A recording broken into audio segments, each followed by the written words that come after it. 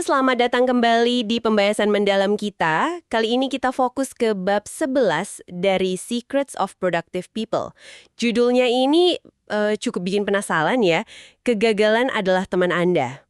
Iya, judul yang menarik banget. Sumber kita ya dari kutipan bab itu sendiri. Jadi misi kita hari ini adalah coba bongkar gimana sih caranya sesuatu yang ya biasanya kita hindari banget, yaitu gagal, malah bisa jadi alat bantu produktivitas, alat bantu buat tumbuh. Gimana menurut bab ini? Konsep kegagalan sebagai teman ini gimana ya maksudnya? Agak aneh ya?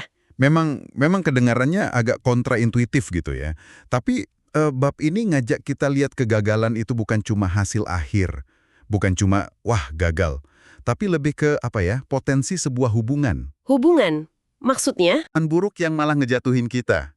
Nah, kuncinya itu, kata buku ini, ada di sikap kita sendiri. Gimana kita merespons kegagalan itu? Oke, menarik. Coba kita mulai dari yang nggak enaknya dulu deh. Kegagalan sebagai teman buruk, gimana sikap kita bisa bikin dia jadi musuh gitu? Nah, bab ini nyorot dua hal utama. Yang pertama, yaitu rasa takut gagal yang, gede banget.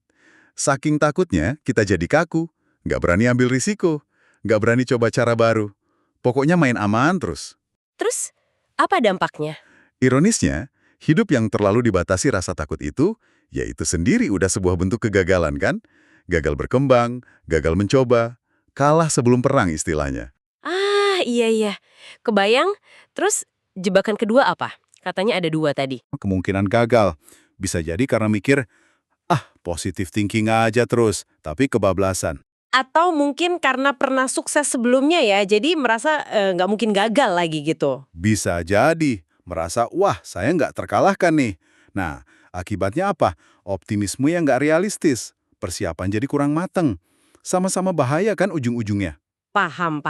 Jadi ada 2 ekstrim ya, terlalu takut atau terlalu pede. Oke, nah sekarang yang bikin saya penasaran nih. Gimana caranya biar kegagalan jadi teman baik? Apa kata bab ini? Ada dua aspek penting nih. Pertama, justru kemungkinan gagal itu sendiri, kalau disikapi dengan benar, bisa bikin kita lebih realistis. Oh iya, gimana tuh? Ya, karena kita sadar ini bisa salah nih. Kita jadi terdorong buat riset lebih dalam, persiapan lebih matang, mikirin rencana B, rencana C, membekali dirilah mental dan skill. Jadi, potensi gagal malah jadi pemicu tindakan cerdas. Wah, menarik. Jadi bukan malah dihindari ya kemungkinan gagalnya, tapi dipakai buat persiapan. Oke, terus aspek kedua? Aspek kedua, dan ini mungkin yang paling mengubah cara pandang ya, adalah gimana kita menyikapi fakta kegagalan itu sendiri.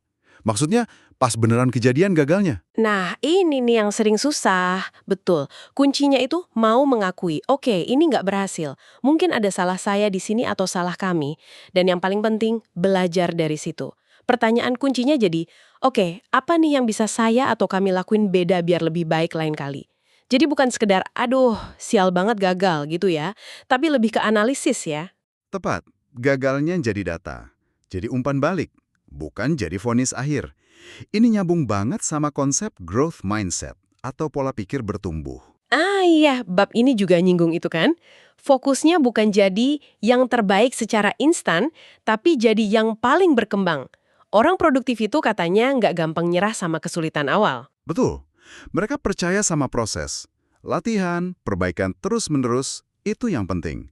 Dan seringnya, orang yang paling pesat perkembangannya ini, ujung-ujungnya malah jadi yang terbaik juga loh. Pernah lihat contohnya langsung nggak? Sering banget. Intinya yaitu tadi, hadapi potensi gagal secara konstruktif dan realistis.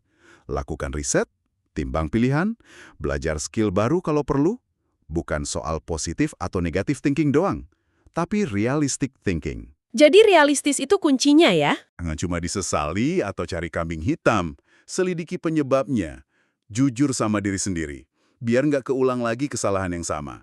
Proses belajarnya itu intinya. Ini jadi ingat ilustrasi bagus di bab ini soal pelatihan operator kode Morse zaman dulu. Katanya mereka sering stuck gitu ya, kemajuannya mandek di satu titik. Iya, betul. Ada istilahnya plato. Nah, setelah diselidiki, ternyata bukan karena kurang latihan secara umum, tapi Tapi, Tapi seringnya karena ada huruf atau kombinasi kode tertentu yang jarang banget muncul. Jadi ya kurang terlatih dibanding yang lain. Nah, instruktur yang bagus itu ngapain? Dia identifikasi batu sandungan spesifik ini. Oh, jadi dicari titik lemahnya gitu ya? Persis. Terus dilatih secara terpisah, intensif, sampai kemahirannya sama dengan elemen lain. Ini analogi bagus banget buat belajar dari kegagalan. Kita perlu jeli, apa sih detail spesifik dari kegagalan kita yang jadi batu sandungan? Dan itu yang perlu dilatih lebih keras ya. Ini jadi mikir nih, gimana ya cara kita lebih jeli mengenai batu sandungan kita sendiri pas lagi belajar dari kesalahan? Itu pertanyaan bagus buat refleksi kita semua. Jadi kalau ditarik kesimpulan nih, bab 11 ini kayaknya benar-benar nantang pandangan umum kita ya soal gagal. Gagal itu bukan akhir dunia, bukan sesuatu yang memalukan, tapi bisa jadi data, umpan balik, pendorong perbaikan. Tepat sekali. Ini soal geser perspektif aja sih sebetulnya. Kemampuan buat berteman sama kegagalan, dalam arti belajar darinya secara konstruktif, itu justru salah satu ciri orang yang benar-benar produktif. Jadi bukan berarti kita nggak bakal gagal lagi ya. Wah, ya nggak mungkin lah. Gagal itu bagian dari proses. Tapi yang penting itu gimana kita responsnya. Bangkit lagi, belajar, jadi lebih baik. Sikap responsif itu yang membedakan. Oke. Sebagai penutup nih, mungkin ada satu pemikiran buat Anda renungkan di rumah.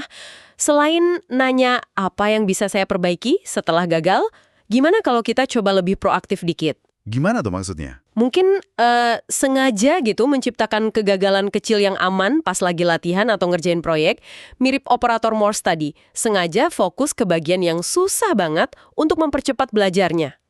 Bisa nggak ya kita berteman sama kegagalan secara lebih aktif kayak gitu? Sesuatu buat direnungkan mungkin.